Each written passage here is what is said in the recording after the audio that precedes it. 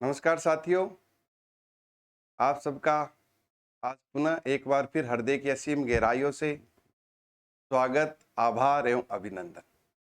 इस हिंदी व्याकरण की कक्षा में हम बहुत ही सरल तरीके से, बहुत ही विश्लेषित तरीके से हमने अब तक व्याकरण के प्रकरणों को पढ़ा है, समझा है। जिसके अंतर्गत हमने वर्ण विचार संपूर्ण प्रकरण किया। उसके बाद हमने जो हम सबको क्लिष्ट से क्लिष्ट प्रकरण लगता है, संधि को भी बहुत ही खूबसूरत तरीके से, बहुत ही सरलता के साथ और नियम उपनियमों में बांट करके हमने उसको किया था। और मैं ऐसा मानता हूं या ऐसा मेरा विचार है कि संधि के प्रकरण को करने के बाद आपके मन में अधिकांश जो प्रश्न संधि से लेकर के संधि की दुर्बोधता को लेकर के आए थे वो समाप्त हो चुके होंगे। उसके उपरांत भी अभी आपके मन में कुछ ही प्रकार का संधि के प्रकरण या संधि के तथ्यों को लेकर के किसी प्रकार का द्वंद्व है, कोई समस्या है या उसका आप निराकरण नहीं कर पा रहे हैं, तो भी हम इसके साथ पुनः एक कक्षा और लेकर के आएंगे। लेकिन चूंकि अभी हमें अपने व्याकरण के इस प्रवाह को आगे बढ़ाना है, तो हम इसके अगले प्रकरण समास को आज आपके साथ कक्षा में लेकर के आए।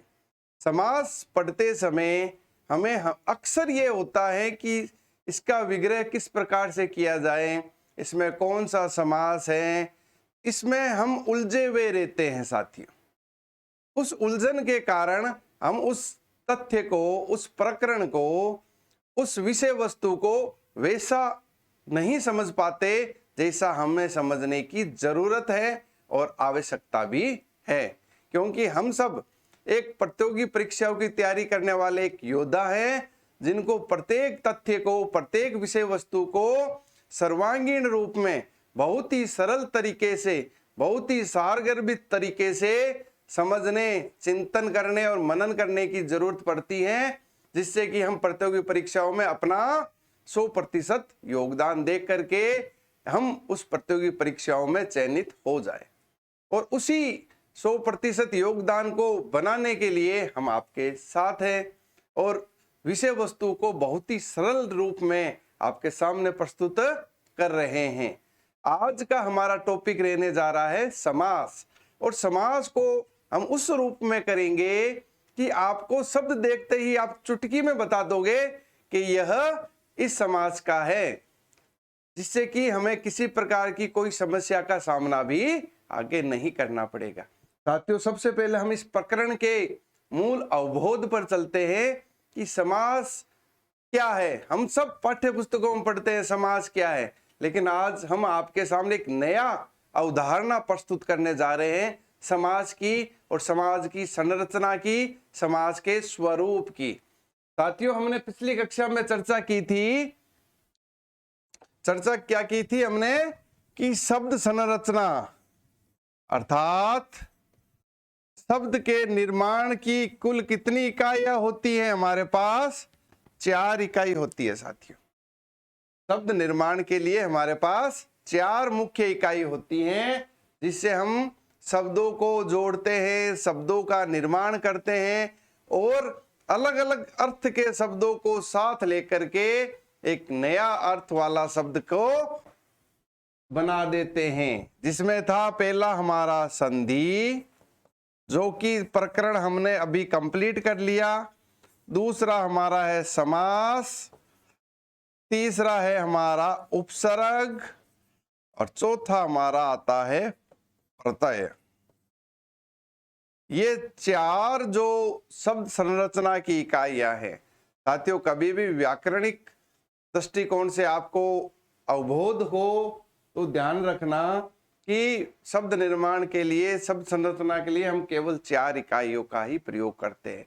यही हमारे शब्दों का सांरचनिक ढांचा तय करती हैं और इन सब के अपने अपने नियम हैं। चूंकि हमने संधि के अंतर्गत काफी सारे नियमों को देखा, स्वर के अंतर्गत देखा, व्यंजन के अंतर्गत देखा और विसर्ग के अंतर्गत भी देखा। साथियों, आज हम जिस टॉपिक को लेने जा रहे हैं वो टॉपिक हमारा है समास। समास शब्द है। समास शब्द को अगर हम शाब्दिक दृष्टि से देखें तो इसका अर्थ होता है संक्षेप। आप सबको इसका पता होगा, लेकिन जो आगे तथ्य आएगा उस पर ध्यान देना। या इसको हम कहते हैं संक्षेपण, मतलब उसको लघुकरण कर देना, अर्थात बड़े बड़े शब्दों को साथ ला करके एक छोटा शब्द बना देना और उसका एक नया अर्थ के रूप में उसको प्रतिस्थापित कर देना ही समास का मुख्य कार्य है। यहां मैं शाब्दिक अर्थ के साथ इसके कार्य की साथ में आपके साथ चर्चा कर रहा हूं। अर्थात समास शब्द का शाब्दिक अर्थ रहता है संक्षेप या संक्षेपण। तात्पर्य यह है कि किसी भी शब्दों को या पदों को साथ ला करके उनके नए अर्थ को उसमें प्रतिस्थापित कर देना ही समास कहलाता है। लेकिन संधि और समास में मूल अंतर है साथियों। मैं साथ साथ आपको इसकी तुलना करते हुए बता देता हूं संधि और समास में मूल अंतर क्या है। एक मैं शब्द लिख देता हूं आपके यहां पे, प्रत्याहार। एक शब्द में यहां लिख देता हूं रेलगाड़ी। प्रत्याहार और रेलगाड़ी। अब इसका मैं विग्रह करूं तो संधि का विग्रह तो आप साथियों कर सकते हो।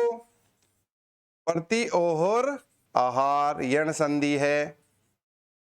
यहां मैं करूं रेल पर चलने वाली गाड़ी। अब देखो साथियों, यहां शब्द जो हमारे पास विग्रह होकर के आया है, दोनों ही नए तरीके के शब्द दिख रहे हैं। यहां एक प्रति दिख रहा है, यहां आहार दिख रहा है। यहां जब मैंने किया तो देखो रेल का रेल रह गया और गाड़ी का गाड़ी रह गया, बीच में कुछ शब्द और आ गए। अर्थात इससे पहला नियम या पहला तथ्य हमारे सामने यह निकल के आता है कि संधि करते समय मूल शब्दों में क्या हो जाता है, कई बार परिवर्तन हो जाता है मूल शब्दों में। लेकिन समास करते समय मूल शब्द वहीं का वहीं रहता है, उसमें कोई परिवर्तन नहीं होता है। पहला अंतर यह है। अर्थात जब हम संधि करेंगे तो मूल शब्द में परिवर्तन होने की संभावना अधिक रहती है, किंतु समास में जो शब्द साथ आते हैं उसमें परिवर्तन होने की संभावना एकदम न्यूनतम रहती है। और जो कुछ परिवर्तन होता है वो विभक्तियों का होता है साथियों। अब विभक्ति क्या है, योजक क्या है, हम आगे चर्चा करने जा रहे हैं। लेकिन हमें अभी एक संधि समास को तुलनात्मक देखना है, जिससे कि हम समझ पाए कहां संधि है और कहां समास है, कहां संयोग है। कई बार साथियों प्रश्न आता है, मैंने अक्सर प्रतियोगी परीक्षाओं के प्रश्नों को मैं देखता रहता हूं, उनका विश्लेषण करता रहता हूं, तो उसमें एक शब्द दे दिया जाता है उसमें पूछ लिया जाता है कि निम्न में से कौन से शब्द में संधि है, या फिर निम्न में से कौन से शब्द में समास है, या निम्न में से कौन से शब्द में संयोग है। तो जब तक हम इनकी तुलनात्मक विश्लेषण नहीं कर पाएंगे तब तक हम उसके इस प्रश्न का जवाब परीक्षक के नहीं दे पाएंगे। पहला यह है कि मूल शब्दों में परिवर्तन होने की संभावना अधिक रहती है संधि के अंतर्गत, लेकिन समास के अंतर्गत न्यूनतम रहती है। दूसरा, संधि जहां होती है, यहां देखो ता में ई वर्ण था और यहां आवरण था। यहां क्या हुआ, मेल कहां हुआ है, वर्णों में हुआ है। क्या हुआ है, मेल। दूसरा चीज है संधि के अंतर्गत वर्णों का मेल, और साथ में क्या होना चाहिए, बदलाव भी होना चाहिए। संधि के अंतर्गत क्या होगा, वर्णों का मेल होगा और उसके अंतर्गत निश्चित रूप से कहीं ना कहीं बदलाव होगा, तो ही वो संधि के अंतर्गत आता है। समास के अंतर्गत क्या है? मिनरेल्स एक शब्द है और गाड़ी भी शब्द हैं। इसमें क्या बनते हैं? शब्दों का मेल होता है। शब्दों का क्या होता है? मेल होता है। मेल से तात्पर्य यहाँ है शब्दों को साथ साथ लिख देना। शब्दों को साथ साथ लिख देना, यह मुख्य अंतर संधि व समास में हमें आता है। इसको हमें जानने की भली भांति जरूरत रहती है। अर्थात संधि में मूल पद के परिवर्तन की संभावना अधिक है, समास में एकदम न्यूनतम है। संधि वहां होगी जहां वर्णों का मेल से बदलाव होगा, अर्थात संधि के अंतर्गत वर्ण मुख्य हैं, लेकिन समास के अंतर्गत शब्द मुख्य हैं, यहाँ वर्ण नहीं है। यहाँ शब्दों के अंतर्गत मेल करते हैं समास में, और संधि के अंतर्गत वर्णों का अंतर्गत मेल करते हैं। संधि में बदलाव होना जरूरी है, समास में बदलाव की कोई जरूरी नहीं है। दूसरा तथ्य ये। तीसरा ये आता है, संधि में नवीन अर्थ आता है। क्योंकि समास में भी नया अर्थ आता है, दोनों हैं, लेकिन यहां जो नवीन अर्थ आएगा वो पूर्व पदों के अर्थ को तिरोहित कर देगा।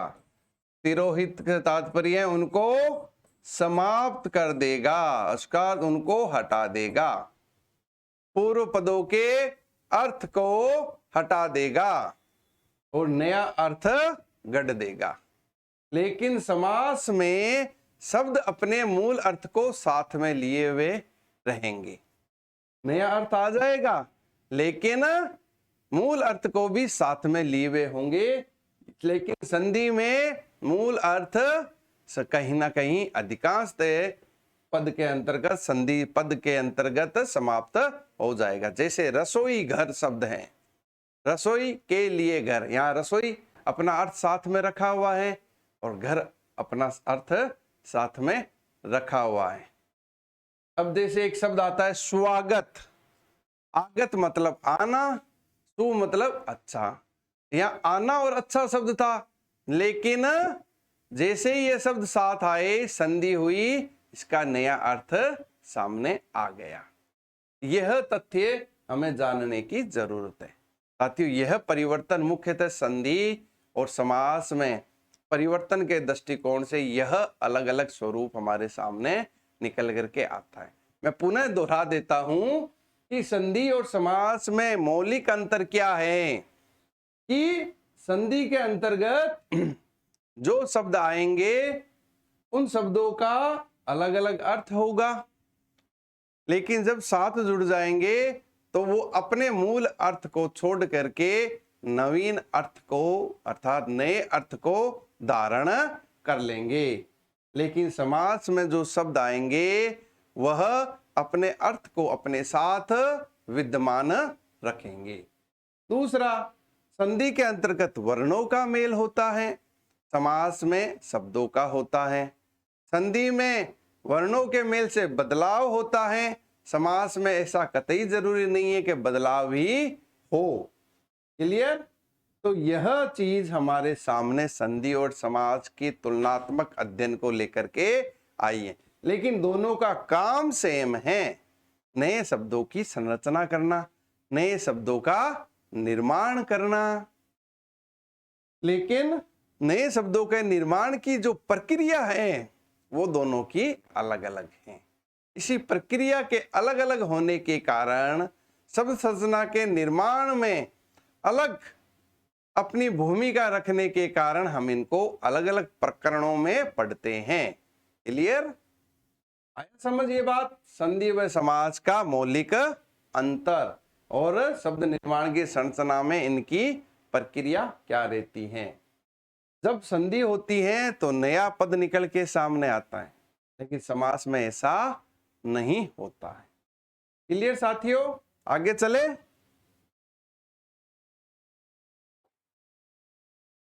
अब देखा हमने संधि व समास का तुलनात्मक अध्ययन देखने के बाद अब इसका शाब्दिक अर्थ हमने देखने के बाद हम इसके आगे की जो प्रक्रिया है उस पर चलते हैं। अर्थात शाब्दिक अर्थ इसका है संक्षेपण करना। क्या है?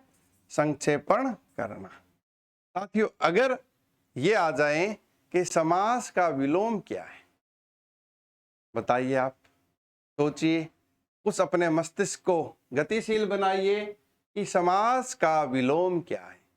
समास को मैंने आपको बता दिया, संक्षेप करना अर्थात कम शब्दों में अपनी बात को नवीन अर्थों में रखना। अर्थात एक जो भावार्थ है शब्द का, वो कम शब्द के माध्यम से अभिव्यक्त करना ही समास है। लेकिन अब इसका विलोम क्या होगा साथियों? हाँ, इसका विलोम होता है व्यास। अब मैं आपको व्यास को एक चीज से जोड़ता हूं तो आप इस व्यास शब्द को समझ जाओगे। हम सब देखते हैं अपने भारत देश में आध्यात्मिक जीवन से जुड़े हुए गतिविधियां निरंतर चलती रहती हैं, जिसमें पारलौकिक जीवन को मुख्य मानते हुए इस सांसारिक जगत के अंतर्गत कई नैतिक कार्य करने, कई आत्मिक कार्य करने के लिए हमें जागरूक बनाने हेतु विभिन्न प्रकार के कथा प्रसंगों का वाचन किया जाता है, जिसमें राम कथा, श्रीमद् भागवत कथा, विभिन्न पुराणों की कथा का वाचन होता है। सब में से कुछ साथी उसको देखते भी हैं, सुनते भी हैं, मनन भी करते हैं, चिंतन भी करते हैं, साथ ही साथ अपने आचरण में उन आदर्शों को समाहित भी करते हैं। लेकिन अब इससे आगे सोचने की जरूरत है कि जब हम ऐसे तथ्यों को लेते हैं तो हम कहाँ जाते हैं? एक बड़ा सा पंडाल बना हुआ होता है, उस पंडाल में सामने एक गद्दी लगी हुई होती है जहाँ एक महापुरुष बैठे रहते हैं, और महापुरुष अपने मुख से आदर्शों का वाचन करते हैं विभिन्न कथा प्रसंगों के माध्यम से। चीज छोटी सी होती है लेकिन उसको वो विस्तारित करते हुए हमें बताते हैं। जब विस्तार होता है वहां से हमें जो आदर्श मिलते हैं, तो विस्तार के स्थान को हमने क्या नाम दिया है साथियों? वो ध्यान रखना, व्यास गद्दी। क्या नाम देते हैं हम? व्यास पीठ भी कहते हैं उसको। अर्थात उस जगह से विस्तृत विश्लेषणात्मक आदर्शों को हम सब तक पहुंचाया जाता है। अर्थात व्यास पीठ से तात्पर्य हुआ विस्तृत, अर्थात व्यास से अर्थ निकला विस्तृत, व्यापक। समास का अर्थ है संक्षिप्त, व्यास का अर्थ हुआ व्यापक या विस्तृत। इसलिए ये इसका क्या हो गया? विलोम हो गया साथियों। समझ आया? मैंने एक तथ्य के साथ जोड़ के इसका विलोम समझाया, और मैं समझता हूं आप अपने जीवन में भविष्य में कभी समास के विलोम को नहीं भूलोगे। और ये पूछा जाता है साथियों, रोचक बात तो ये है कि यह हमें अक्सर प्रतियोगी परीक्षाओं में विलोम में पूछ लिया जाता है, जिसको हम नगण्य मान लेते हैं। क्लियर? अब हम इसका शाब्दिक अर्थ करें तो सम और आस से बना हुआ शब्द है। सम और आस। सम का तात्पर्य यहां लिया गया है समीप से, और आस से तात्पर्य लिया गया है बैठना या बैठाना। बैठना या बैठाना। जैसे एक शब्द है चंद्र, एक शब्द है मुख, एक होता है शब्द है चरण, एक शब्द होता है कमल। साथियों, इसका जो मैंने समास का जो विच्छेद किया है उसको ही आप इन शब्दों से समझना। मैं क्या करूंगा? चंद्र मुख, चंद्र को और मुख को ऐसे लिख दिया। अब यहां इतनी दूरी थी, अब यहां दूरी समाप्त हो गई। तो मैंने क्या किया? चंद्र और मुख को समीप लाया और एक जगह बैठा दिया। क्या कर दिया? समीप लाया और एक जगह बैठा दिया। समीप ला करके एक जगह बैठाना ही समास है। यहां चंद्र अपना अर्थ रखा हुआ है और मुख भी अपना अर्थ रखा हुआ है। अब जो मैंने विश्लेषण बताया था उसको पुनः दोहरा रहा हूं साथियों। चंद्र का अपना अर्थ है और मुख का अपना अर्थ है। शब्द दो मिले हैं, शब्द दो मिले हैं, वर्ण नहीं मिले हैं। दोनों मिलकर के एक नए स्वरूप में शब्द का निर्माण किया है, नए शब्द की संरचना की है, अर्थात चंद्र जैसे मुख वाला या चंद्रमा के समान मुख वाला। जैसे शब्द आता है पीतांबर, पीतांबर, पीत और अंबर। देखो यहां इस शब्द में क्या है, अगर मैं विश्लेषण करूं, विशेष ध्यान देना, पीत और अंबर बना, पीत और अंबर।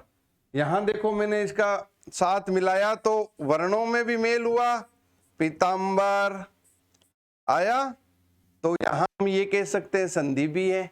जी साथियों, समास के कई पदों में साथ में संधि होती है। ये शब्द बताने का मेरा मूल उद्देश्य यही था कि समास के मूल पदों में जब पास पास बिठाते हैं तो कई बार संधि भी होती हैं, लेकिन ये साथ में समास भी है क्योंकि इसमें दोनों विशेषता ये ली हुई है।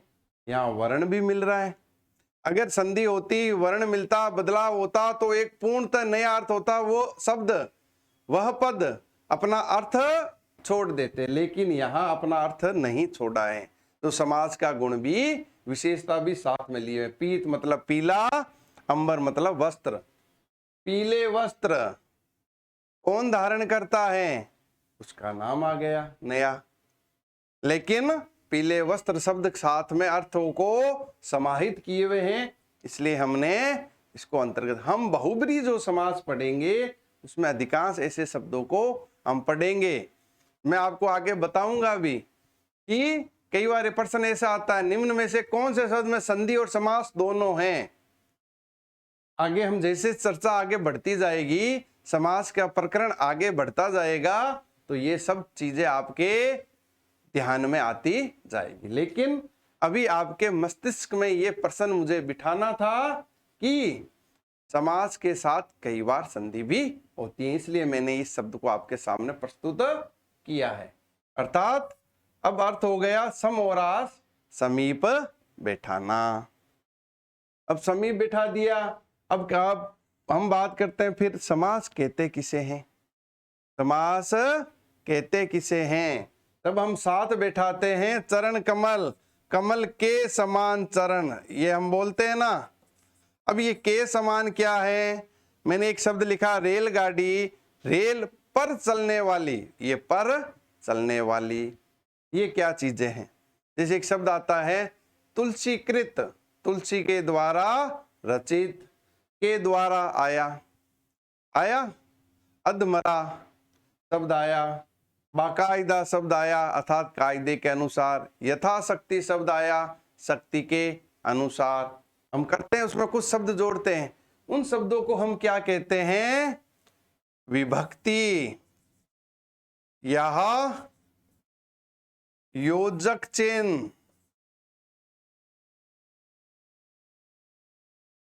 और इनको हम अव्यय के नाम से भी जानते हैं। अव्यय, वे मतलब खर्च होना, अ मतलब नहीं, अर्थात अब हिंदी में किस प्रकार से खर्च नहीं हो,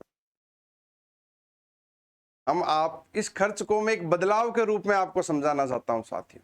आपके पास 100 रुपए का एक नोट है, जब आप कुछ खर्च करने जाओगे तो क्या उस नोट में बदलाव आएगा या नहीं आएगा, आएगा साथियों। हम कुछ खरीदेंगे तो हम उसको, वो दुकानदार को वो अपना 100 रुपए का नोट देंगे और हमने जो जितने रुपए की वस्तु खरीदी है वो उसका मूल्य काट करके जितने बचे रुपए हैं वो अलग रूप में हमें देगा। क्या 100 रुपए में भी देगा क्या, अगर आपने 100 रुपए दिया है तो आपको 100 रुपए के नोट में भी वापस मिलेगा क्या? नहीं मिलेगा। तो उसमें 100 रुपए में क्या आया? बदलाव आया। वे होने से क्या आता है? बदलाव आता है। और जहां बदलाव नहीं आता उसे अव्यय कहते हैं। और हम हिंदी व्याकरण में 2 प्रकार के शब्दों की चर्चा करते हैं, विकारी और अविकारी। कौन सी करते हैं? विकारी और अविकारी। विकारी मतलब जिनमें विकार आता है, बदलाव आता है। और बदलाव लाने वाले कारक कौन है? जैसे शब्द संरचना में शब्द निर्माण के 4 कारक थे, वैसे ही शब्दों में बदलाव लाने के भी कई कारण होते हैं। लिंग, वचन। लिंग जैसे कि लड़का, लड़की, लड़का, लड़के, आता है ना बदलाव। तो जिन शब्दों में बदलाव आता है वो होते हैं विकारी। और किन किन में बदलाव आता है साथियों? ध्यान रखना, संज्ञा, सर्वनाम, क्रिया और विशेषण में बदलाव आता है। जैसे सुंदर विशेषण है, उसको हम सुंदरी भी कह सकते हैं, अच्छा को अच्छी भी कह सकते हैं। संज्ञा है, जैसे संज्ञा शब्द है पत्थर, उसका भी हम कर सकते हैं। लड़का, लड़के, लड़की बदलाव लेते हैं। सर्वनाम है मैं, हम, बहुवचन हो रहा है। क्रिया, चलना, चलता है या फिर चलते हैं, बदलाव आ रहा है। या फिर अगर लिंग के आधार पर करें तो चली।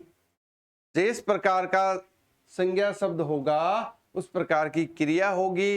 या फिर वचन के आधार पर उसमें संज्ञा व सर्वनाम में बदलाव आएगा, क्रिया में बदलाव आएगा और विशेषण में बदलाव आएगा। जिसमें बदलाव आता है वो होते हैं विकारी, और जिसमें बदलाव नहीं आता उसको हम कहते हैं अविकारी। ये तथ्य आपके सामने इसलिए प्रस्तुत कर रहा हूं कि जब हम संधि के प्रकरण को थोड़ा और आगे बढ़ाएंगे ये शब्द हमारे सामने आने जरूरी होंगे। क्योंकि हम जब अव्यय पढ़ेंगे तो अव्यय किस में आते हैं? अविकारी के अंतर्गत आते हैं। अब अविकारी कौन कौन से हैं? क्रिया विशेषण है। क्रिया की जो विशेषता बताते हैं, जैसे तेज, क्या हम तेज को तेजी कर सकते हैं कभी जीवन में? नहीं कर सकते। या तेजो कर सकते हैं? नहीं कर सकते। तेज जैसा है वैसा ही रहेगा, चाहे संज्ञा स्त्रीलिंग हो, पुल्लिंग हो, एक वचन हो, बहुवचन हो, या फिर काल के अनुसार वर्तमान काल हो, भूतकाल हो या भविष्य काल हो, क्रिया विशेषण में बदलाव नहीं आता। उसके बाद समुच्चय बोधक। समुच्चय बोधक, अब आप ध्यान रखना इस समुच्चय शब्द में, समुच्चय शब्द में कौन सी संधि आप विग्रह करना साथियों। साथ साथ में जब हम पढ़ते जाएं तो ऐसे शब्द आए तो उसको संधि के दृष्टिकोण से भी थोड़ा देख लिया करो, जिससे कि हमारा पीछे वाला प्रकरण पुनः उद्दीप्त हो सके और हम उसको साथ साथ ही पुनः स्मरण कर सके। समुच्चय बोधक, संबंध बोधक, और एक आता है विस्मयादि बोधक। विस्मयादि, ये 4 जो हैं उसमें लिंग, वचन, काल के अनुसार कभी कोई बदलाव नहीं आता, उनको कहते हैं अविकारी। अर्थात उसमें कोई वे नहीं होता, उनको हम साथ ही साथ अव्यय भी कहते हैं। क्लियर साथियों, यहां तक समझ आया? अब बात करते हैं जो विभक्ति योजक चिन्ह है वो कहां प्रयोग होते हैं। विभक्ति व योजक चिन्ह है वो कहां प्रयोग होते हैं उसकी हम चर्चा कर लेते हैं। समास पढ़ते ने साथ साथ हम एक शब्द देखते हैं, कारक। कारक, कारक, कार मतलब काम, कर मतलब करने वाला, काम करने वाला। जैसे मैं शब्द कहूं, एक सामान्य सा शब्द है, राम ने रावण को मारा। ये देखो आप, इसमें ध्यान देना, राम ने रावण को धनुष बाण से मारा। अगर हम इसमें मैं संज्ञा निकालने की बात करूं तो संज्ञा क्या होती है साथियों? मैं आपको आगे एक और चीज बताऊंगा। संज्ञा जिसे हम संज्ञा शब्द का प्रयोग करके हुए उत्तरित करते हैं कि वह क्या होती हैं, क्या होती है।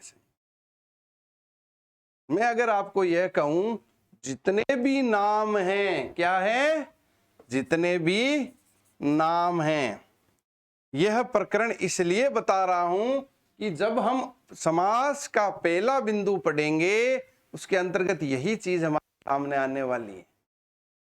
यहां हमने उसको विश्लेषित करते हुए पढ़ लिया तो व्याकरण का जो समास का प्रकरण है हमारे सामने पंखुड़ियों के समान हल्का सा प्रतीत होगा। और मैं यही चाहता हूं कि ये प्रकरण आपके अब तक पहले जो मस्तिष्क में दुर्बोधता का भाव लिए हुए था वह समाप्त कर दें और एक फूलों की पंखुड़ियों के समान आपके मस्तिष्क को इसके स्वरूप से महका दे और आप इसका प्रयोग करते हुए कतई न हिचके। अब मैं ये कहता हूं संज्ञा मतलब सारे नाम। संज्ञा का तात्पर्य क्या है? जितने भी नाम है इस संसार में, चाहे वो भौतिक रूप से हैं चाहे वह अभौतिक रूप से हैं, वो सारे क्या हैं? संज्ञा है। कोई नाम सोच लेना आप, वह संज्ञा है, लेकिन उसमें काम करने की प्रवृत्ति नहीं होनी चाहिए। जैसे मार, इसमें कोई शरीर का अंग संचालित हो रहा है, सोच अंग संचालित हो रहा है, चल पैर संचालित हो रहे हैं, या फिर संसार में जितने भी जीव हैं उनके किसी ना किसी गतिविधि अगर उसमें नहीं है और सारे जितने नाम हैं वह क्या है? संज्ञा है। अब हम छोटी कक्षाओं में पढ़ते हैं सारे व्यक्तियों के नाम, सारी वस्तुओं के नाम, सारे पशु पक्षियों के नाम, सभी चीजों के नाम और सभी हमारे भावों के नाम। भाव क्या है? भाव भी एक नाम है लेकिन उसका अस्तित्व विद्यमान नहीं है, जिसे हम देख नहीं सकते, छू नहीं सकते, केवल महसूस कर सकते हैं। जैसे एक शब्द है मिठास। मिठास, क्या मिठास को आपने देखा है? आप कहोगे हमने स्वाद लिया है, तो आपने मिठास का स्वाद नहीं लिया, जिन चीज में मिठास का भाव था उसका स्वाद लिया। एक शब्द और बताता हूं मैं आपको साथियों, बहुत अच्छा शब्द है, बुढ़ापा। बुढ़ापा, क्या आपने बुढ़ापे को देखा है? तो मेरे सभी मित्र कहेंगे साहब हमने तो रोज देखते हैं। लेकिन मैं यहां आपको एक तथ्य क्लियर कर देना चाहता हूं, आपने जिस बुढ़ापे को देखा है उस बुढ़ापे को धारण करने वाले आपने उस व्यक्ति की स्थिति को देखा है। क्या है? व्यक्ति की स्थिति को आपने देखा है, बुढ़ापे को नहीं देखा। व्यक्ति की स्थिति को देखा है और उसमें जो स्थिति थी वो हमारे मन में भाव कर रही थी कि यहां बुढ़ापा है। आपने उस व्यक्ति को छुआ होगा लेकिन बुढ़ापे को नहीं छुआ, उस व्यक्ति को छुआ है। मिठास में आपने मीठी वस्तु को छुआ है, मिठास को नहीं छुआ है। खुशी, खुशी में आपने अनुभव किया है लेकिन खुशी को नहीं छुआ है, या फिर खुशी का जो भाव धारण किया हुआ है उस तथ्य को आपने छुआ।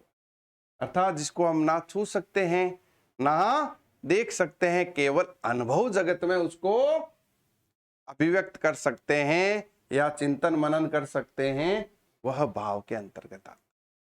संज्ञा से समझे जितने भी नाम हैं वह सब क्या है? संज्ञा। अब पुनः हम कारक टॉपिक पर आते हैं। यहाँ राम संज्ञा है, रावण संज्ञा है, धनुष संज्ञा है और बाण संज्ञा है। अब मैंने राम के साथ क्या कर दिया? ने लगा दिया, लगाया ना साथियों? राम ने रावण को धनुष बाण से मारा। यहां मारने का काम कौन कर रहा है? कौन कर रहा है? राम कर रहा है। कैसे पता चला हमें?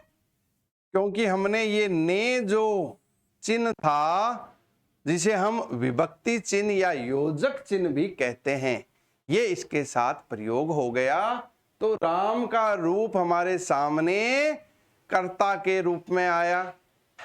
अब जब को विभक्ति चिन्ह को हमने प्रयोग किया तो इसका रूप हमारे सामने कर्म के रूप में आया, और जब से हमने जहां प्रयोग किया तो धनुष बाण का रूप हमारे सामने करण के रूप में आया।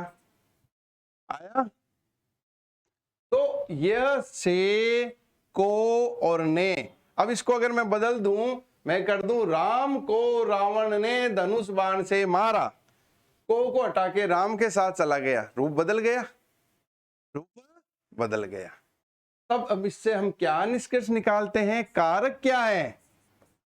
संज्ञा और सर्वनाम के शब्द रूप हैं। क्या है?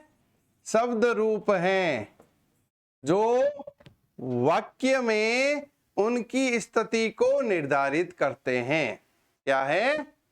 संज्ञा और सर्वनाम के शब्द रूप हैं, जो वाक्य में उनकी स्थिति को, स्थिति से कहें उनके कार्यों को निर्धारित करते हैं, और क्रिया के साथ उनका संबंध स्थापित करते हैं। वह कारक है।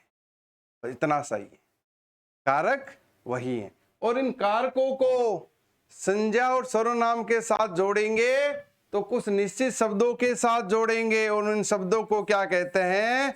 विभक्ति या योजक चिन्ह। ये चिन्ह ही है, ने, को, से, का, की, ये मैं सब बताऊंगा आपको आगे। जब हम तत्पुरुष समास पढ़ेंगे तो ये कारक उसमें मूलतः काम आने वाले हैं, और इन कारकों के आधार पर ही हम उस शब्दों का समासिक पद में हल कर देंगे, समासिक विग्रह भी कर देंगे। तो विभक्ति चिन्ह, अब ये ने को नी कर सकते हैं क्या? इसमें कोई बदलाव आएगा क्या? राम नी लिख सकता हूं? नहीं। अगर इनमें बदलाव नहीं होता तो इनको हम क्या कहते हैं? अव्यय भी कहते हैं साथ में, क्योंकि जहां बदलाव नहीं होगा वह ही होगा। तो विभक्ति, योजक चिन्ह और जो अव्यय हैं, जो उनके किसी शब्दों के बीच में होते हैं, हम उनको हटा करके शब्दों को जब पास पास लिख देते हैं तो उनका संक्षेपण हो जाता है, रूप के अंतर्गत मतलब छोटा हो जाता है, और वही समास होता है। साथियों, आई परिभाषा सामने। मैं आपको ये तथ्य इसीलिए वर्णित कर रहा था कि मैं आपको समास की परिभाषा बता सकूं। अर्थात दो पदों के, पद दो हैं, जैसे चंद्रमुख या चंद्र नयन, नयन, इसके बीच में क्या है? के समान। ये के समान क्या हो गया? विभक्ति या योजक चिन्ह हो गया। हो गया। जब मैं चंद्र और नयन दो पदों को उनके मध्य के विभक्ति, योजक चिन्ह या अव्यय को हटा करके पास अर्थात समीप बैठा देता हूं, तो वह क्या कहलाता है? वह प्रक्रिया क्या कहलाती है? वह प्रोसेस क्या कहलाता है? समास कहलाता है साथियों। क्या कहलाता है? समास कहलाता है साथियों। समास एक प्रक्रिया है, एक कार्य की पद्धति है कि वह नवीन शब्द संरचना को किस प्रकार से करता है, तो वह प्रक्रिया ही समास है। क्लियर? अर्थात दो शब्द या दो पदों को उनके मध्य में विद्यमान विभक्ति, योजक चिन्ह या जिसे हम अव्यय कहते हैं, उनको हटा करके साथ साथ एक समीप स्थिति में बैठा देना ही समास कहलाता। अब जब बैठ गए, ये चंद्र नयन शब्द आ गया, अब इसको हम क्या कहेंगे? इसको हम क्या कहेंगे? इसको दो रूप में कहते हैं हम। एक तो कहते हैं समस्त पद। क्या कहते हैं? समस्त पद, या इसको हम सामासिक पद भी कहते हैं। सामासिक पद क्या कहते हैं? समस्त पद या फिर सामासिक पद कहते हैं। तो ये समस्त पद हमारे सामने आता है, सामासिक पद हमारे सामने आ जाता है। तो उसके साथ साथ कई बार हमें इसका विग्रह ही पूछ लिया जाता है। उस विग्रह को हम नाम देंगे सामासिक विग्रह। क्या नाम देंगे? सामासिक विग्रह। अब कहते किसे हैं? पुनः इसका उल्टा कर दो इसकी परिभाषा का। जब सामासिक पद के पदों या शब्दों को, उनके विभक्ति चिन्हों को पुनः उनके साथ लगा करके, योजक चिन्ह जिन्हें हम अव्यय कहते हैं, साथ लगा करके लिख दिया जाता है, तो वो कहलाता है सामासिक विग्रह, जिसे हम समास विग्रह भी कहते हैं। यह क्लियर हुआ यहां तक आपके साथियों? समझ आया? अब हम समास के रूपों की तरफ बढ़ेंगे। कहां बढ़ेंगे? समास के रूपों की तरफ। उससे पहले अगर आपको इसका स्क्रीनशॉट लेना है तो आप इसका स्क्रीनशॉट ले सकते हो। मैं आपके स्क्रीन से हट जाता हूं, आप इसका स्क्रीनशॉट ले लीजिए।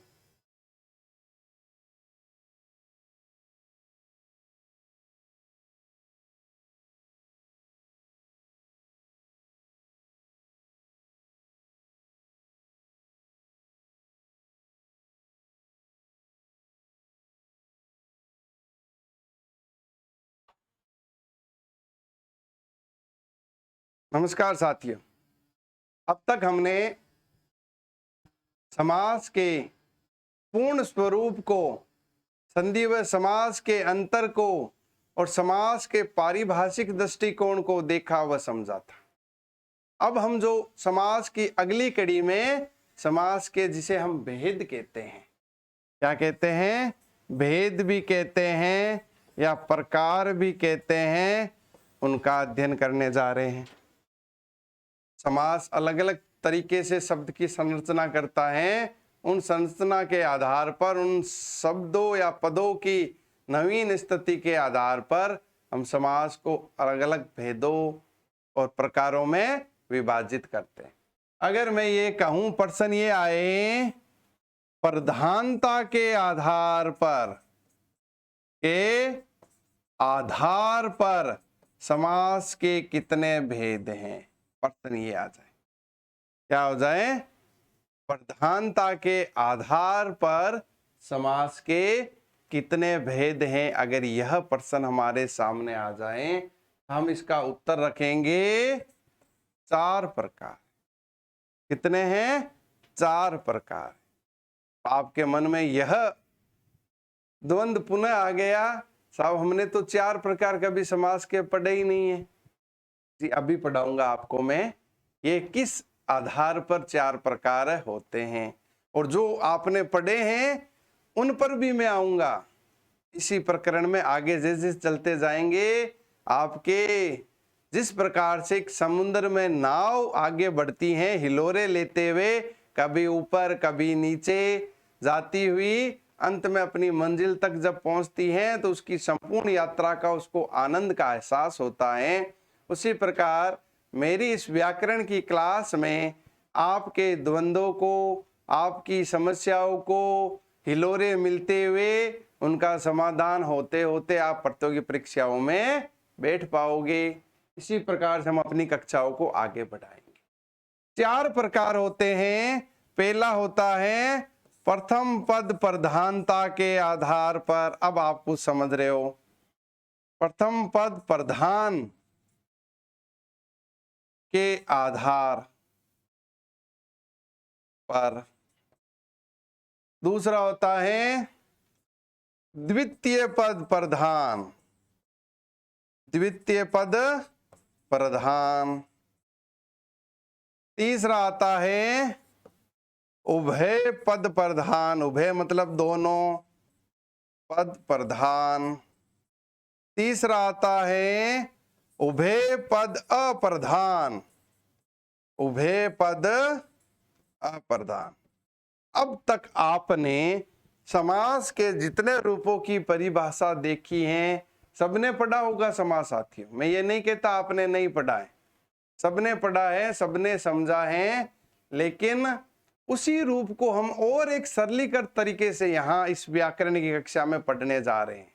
जो आपने पढ़ते हुए आपके मन में जो शंकाएं आई थी वो इस कक्षा में समाधान होने जा रही, यही अंतर है। ज्यादा अंतर मैं ये नहीं कहता कि इस कक्षा को पढ़ने के बाद आप बहुत बड़े मनीषी बन जाओगे, ना तो मैं बन पाया पढ़ के ना कोई और, लेकिन इतना जरूर कहना चाहूंगा कि हम व्याकरण की प्रत्येक विषय वस्तु से बहुत अच्छी तरीके से, बहुत विश्लेषित तरीके से इस कक्षा के बाद परिचित हो जाएंगे और हम जिस चीज की तैयारी कर रहे हैं, जिस प्रतियोगी परीक्षाओं की तैयारी कर रहे हैं, हम अपने आप को उस लेवल से कुछ ऊपर पाएंगे। यह मैं आपको एक वचनबद्धता इस कक्षा की दे सकता हूं। मेरे साथ जुड़ोगे तो हम व्याकरण को विश्लेषित करते हुए संपूर्ण रूप में पढ़ने की कोशिश इस कक्षा में करेंगे।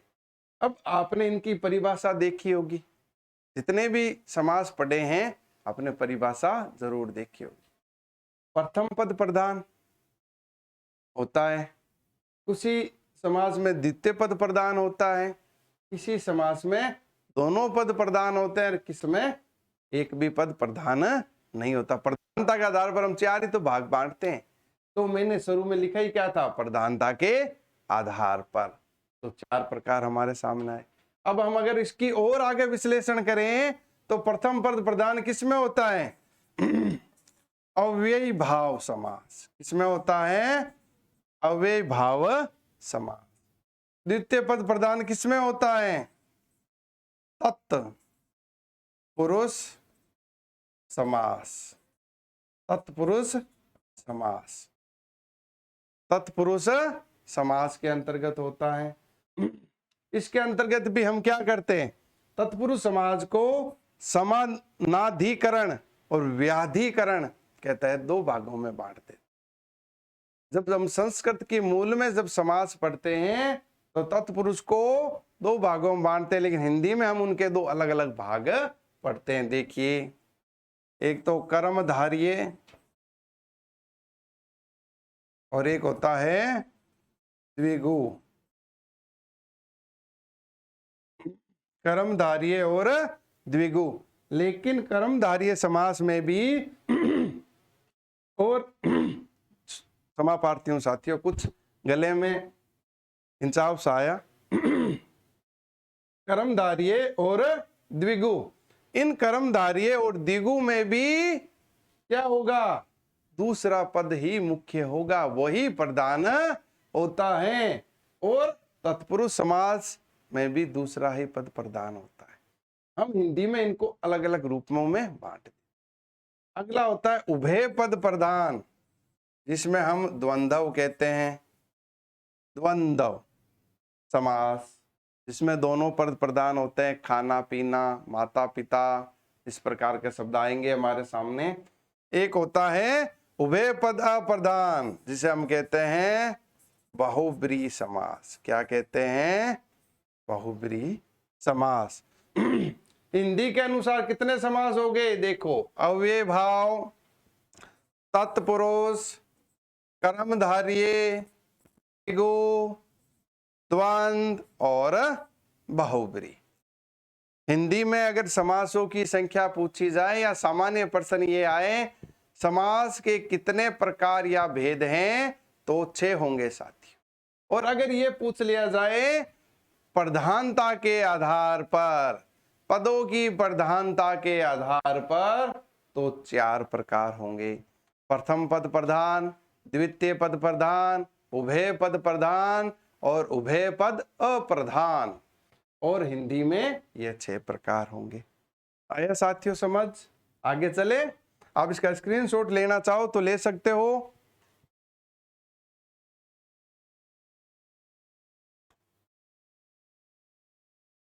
आगे चलते हैं साथियों। समास का पहला प्रकार हमारे सामने आता है अव्यय भाव समास। भाव समास,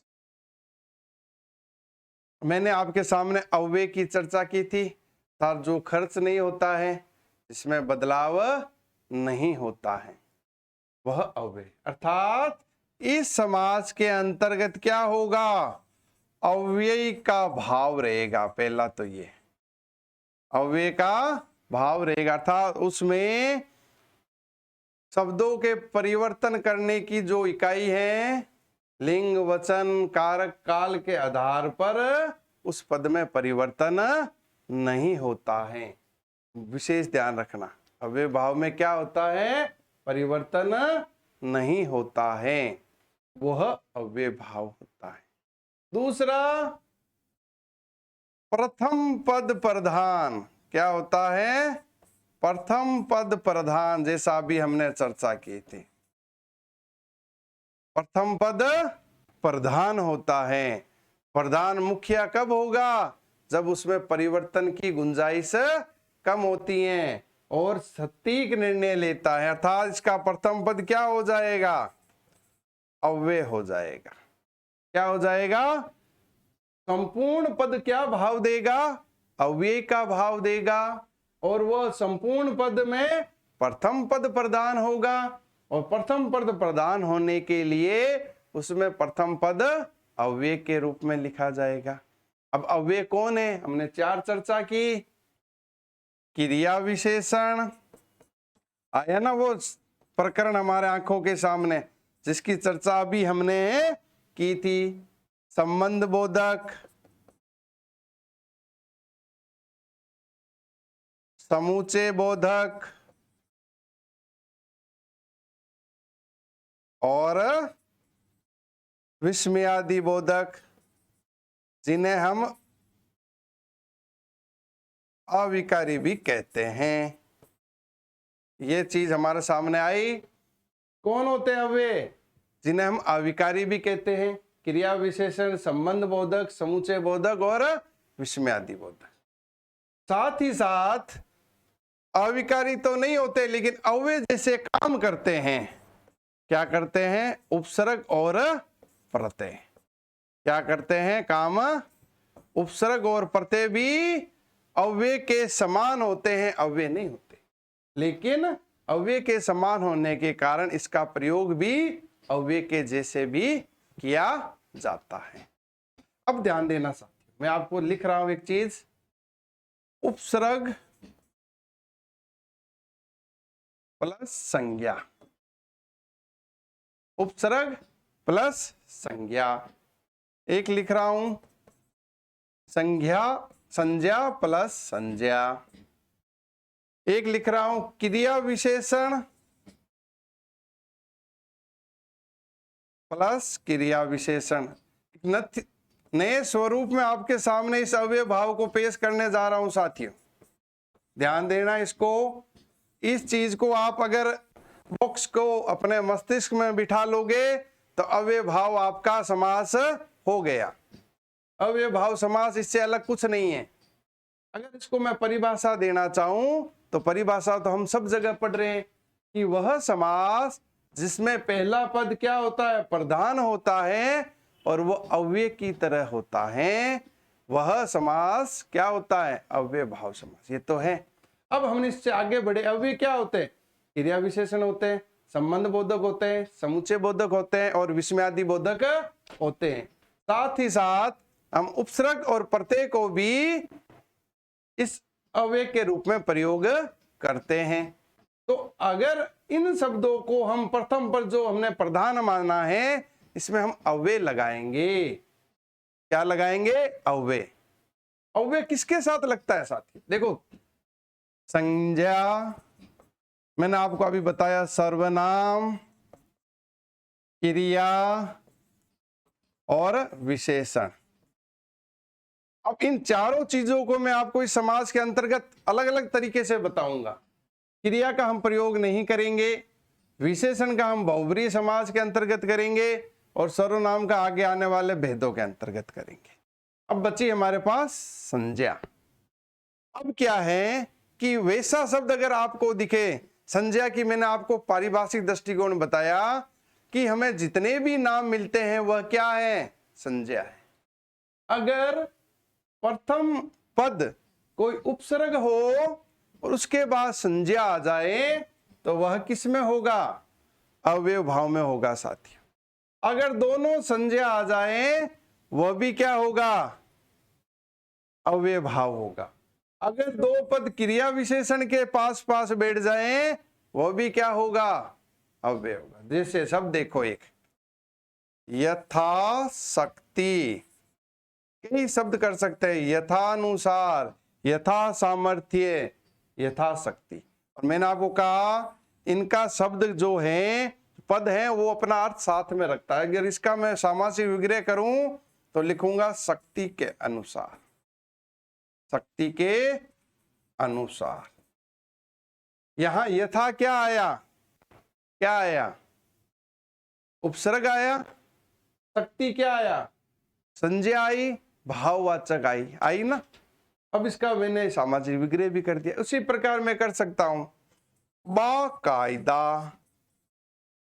बा क्या है? उपसर्ग, कायदा क्या है? संज्ञा।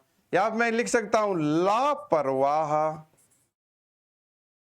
परवाह के बिना। लिख सकता हूं या नहीं लिख सकता? इसकी जगह मैं लिख सकता हूं भर पेट, पेट भर करके। सामासिक पद अगर विग्रह करें तो इसका निष्कर्ष यह है कि यदि हम उपसर्ग के साथ संज्ञा प्रयोग करें, उपसर्ग हम अगले अपने प्रकरण में पढ़ेंगे भी, लेकिन अभी हमें इतना ध्यान रखना है कि हमें कहीं उपसर्ग दिख जाए और उसके बाद संज्ञा दिख जाए तो वह किस में होगा? अव्यय भाव समास के अंतर्गत होगा साथी। ये प्रथम। दूसरा क्या है? संज्ञा और संज्ञा। अगर मैं लिखूं घर घर, नगर नगर, शब्द आगे, यहां घर और घर दोनों क्या है? संज्ञा है। नगर और नगर दोनों क्या है? संज्ञा है। तो दो संज्ञाएं साथ आ गई तो भी किस में चला गया? अव्यय भाव। घर घर मतलब घर के बाद घर, या इसको हम कर सकते हैं हर घर। नगर नगर अर्थात हर नगर, प्रत्येक नगर, या नगर के बाद नगर। हाथों हाथ, हाथ शब्द आता है हमारे पास, हाथों हाथ, दोनों हाथ संज्ञा शब्द हैं तो किस में आया? अव्यय भाव के अंतर्गत आया। फिर मैंने तीसरा बताया आपको क्रिया विशेषण। अगर मैं लिख दिया पल पल, क्या लिख दिया? पल पल। अब ये जब आप देखोगे तो आपको हल्का सा, आपने सभी ने समास पढ़े हैं, तो आपको ऐसा सब देखने के बाद ऐसा लगेगा सर ये द्वंद्व में भी हो सकता है। जी हो सकता है, लेकिन उसका द्वंद्व में होने के लिए बीच में ऐसा चिन्ह आएगा, अदरवाइज वह नहीं होगा। पल शब्द हमारा क्रिया विशेषण है, और जब दो क्रिया विशेषणों को साथ बैठा दिया, समीप बैठा दिया, तो क्या बन गया? अव्यय भाव समास का सामासिक पद बन गया। पल पल अर्थात हर पल। यहाँ पल अपना अर्थ साथ में लिए हुए, मैंने आपको शुरू में समझाया था कि संधि में शब्द अपना कई बार अर्थ तिरोहित कर देते हैं, नया अर्थ ले आते, लेकिन यहाँ नए अर्थ के साथ मूल अर्थ जो शब्द का पद का है वो सदैव बना रहेगा। आया समझ? अव्यय भाव से संबंधित तथ्य। इस अव्यय भाव को हम दो रूपों में भी बांट देते हैं, पूर्व पद अव्यय और पूर्व पद संज्ञा। अगर हम इसका विभाजन करना चाहें तो पूर्व पद अव्यय भाव समास भी कहते हैं, दूसरा पूर्व पद संज्ञा समास भी अव्यय भाव को बांट सकते हैं। आपको मैं दो तीन उदाहरण और बताता हूं इससे जुड़े हुए। मैं आपको कोई परिभाषा रटाने के उद्देश्य से ये व्याकरण की कक्षा नहीं लाया, मैं आपको कोई उदाहरण रटाने के दृष्टिकोण से ये व्याकरण की कक्षा नहीं लाया। मैं आपको अपने मस्तिष्क में इन प्रकरणों से जुड़े हुए विश्लेषणात्मक दृष्टिकोण को स्थापित करने के लिए इस व्याकरण की कक्षा में आपके सामने हाजिर हूं। जब आप इस प्रकार से इन तथ्यों को पढ़ लोगे, समझ लोगे, तो उदाहरण तो आपकी आंखों के सामने नृत्य करते हुए प्रतीत होंगे साथियों। जैसे एक शब्द आता है विवाहेतर, एक होता है विवाह उपरांत, आता है शब्द ये, ऐसे शब्द आ गए तो आप इस पे पूछ ली समास कौन सा है। अगर मैं ये लिखूं इसमें विवाह के उपरांत, विवाह के इतर, विवाह के इतर, या फिर मैं लिखूं इसमें विवाह के उपरांत, इसकी जगह मैं विवाह के बाद भी तो लिख सकता था साथियों। ये सोचने का मुख्य प्रश्न है। मैंने उपरांत लिखा, आप विवाह के बाद भी लिख सकते हैं, विवाह से के अलग भी लिख सकते हैं, लिख सकते हैं या नहीं लिख सकते, अर्थ वही दे रहा है। लेकिन समाज की सबसे खूबसूरत विशेषता यही है, जब तक उसका अर्थ स्पष्ट है, जिस शब्द का अर्थ स्पष्ट है, हम उसके साथ कतई छेड़खानी नहीं करेंगे कभी भी। इतर अपने आप में अर्थ को लिए हुए हैं, तो हमने इसको अलग अलग करके योजक चिन्ह बीच में लगा दिया और उनको पदों को दूर कर दिया, तो सामासिक विग्रह हो गए। यहाँ विवाह उपरांत शब्द है तो विवाह के उपरांत कर दिया, विवाह के बिना करोगे, विवाह के बाद करोगे तो वो गलत होने की संभावना है। अब आपके मन में प्रश्न आया, सर आपने यथाशक्ति भी बताया, तो यहाँ वहां तो आपने शक्ति के अनुसार कर दिया है ना, इसका भी मैं आपको प्रश्न का जवाब दे देता हूं। शक्ति के अनुसार, इसका मूल उत्तर यह होगा, जब कभी हम उपसर्ग का प्रयोग करते हैं, उपसर्ग जिस शब्द के साथ लगता है वो अपने मूल अर्थ को उसके अनुसार ही डालता है, वो मूल अर्थ को उसके अनुसार डालता है। तो हम उस मूल शब्द के अनुसार उस उपसर्ग का स्वरूप निर्धारित करते हैं। लेकिन अगर इस प्रकार के शब्द आ जाए, उपरांत, इतर आदि, तो वो अपने आप में अर्थ लिए हुए होते हैं, जो अर्थ उसके साथ जुड़े हुए होते हैं, जिस शब्द के साथ ये जुड़ करके अर्थ को अभिव्यक्त करते हैं, उसमें वह मूल अर्थ है, वह पूर्ण समर्थ होता है उस अर्थ को अभिव्यक्त करने के लिए। जब पूर्ण समर्थ होता है तो हम शब्दों को परिवर्तन, पदों में परिवर्तन कतई नहीं करते समास में।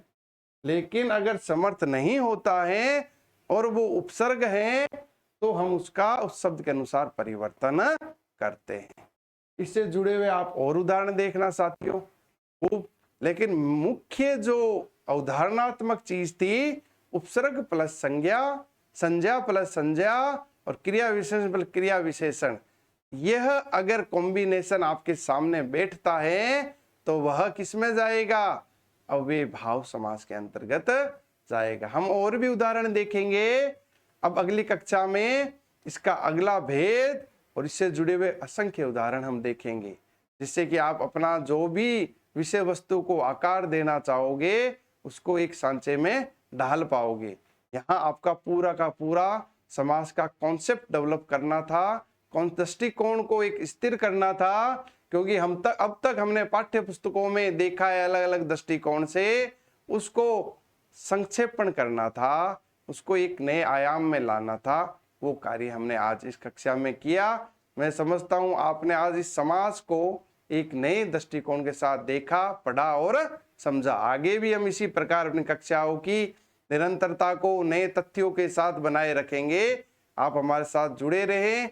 आज के लिए आपका आभार, धन्यवाद, जय हिंद।